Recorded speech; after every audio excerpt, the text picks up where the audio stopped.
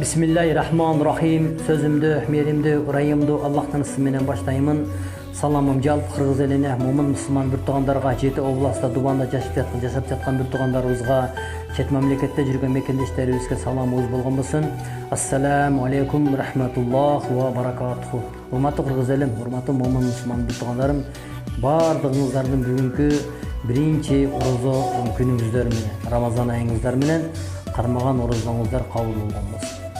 Урматтуу Кыргыз элим, урматтуу момун мусулман bir тугандарым, көп 2 жылдан бери, 1 жылдан бери ушундай эфирге чыгып келем.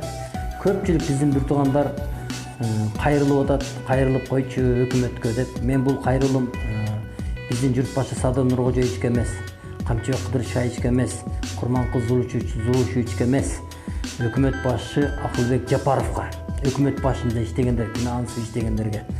Мына азыркы күндө элдин акыбалы оор болуп турат деп айтсам болот. Эмне үчүн оор болуп турат?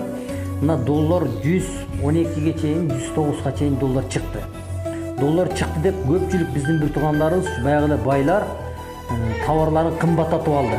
Товарлар кымбаттап кетти, доллар кымбаттады, товарлар кымбаттады, доллар калып атабыз деди. Бирок бүгүнкү күндө доллар түштү, 79-80ге чейин түштү.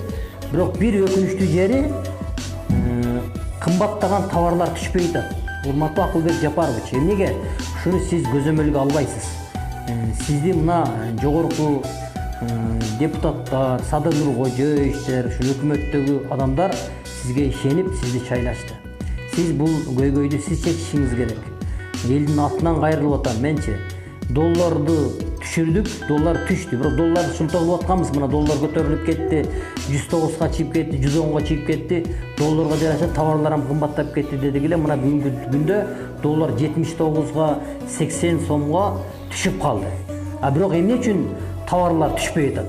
Продуктлар түшпөй атат, алмалар түшпөй атат. Алманын кандай разницасы бар долларга? Ушу продуктлар доллар түшкөндөн кийин продуктлар ham түшүш керек да. Бул нерсе мен ушу Кыргыз элинин атынан кайрылып атам. Буну сиз жакшы көзөмөлгө алыңыз. Эми долларды шылтоо кылып, доллар көтөрүлүп кетти, 100га, 110га чыгып кетти, 109га чыгып кетти. Товар кымбаттады деп бардыгы товарларын кымбаттатып алды, бирок доллар түштү, бирок эч нерсе өзгөргөн жок. Эч нерсе өзгөргөн жок.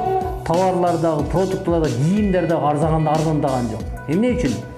Сиз эл үчүн кызмат кылганы келдиңизби? Мына эл үчүн биринчи эл бийликте эл турат. Элди ойлосоңуз, өз көзөмөлүнө алыңыз дагы, мына ушу товарына доллар түштү. Эми товарларды бир көзөмөлгө алып, товарды түшүргөнгө аракет кылгыла, урматтуу bir тугандарым.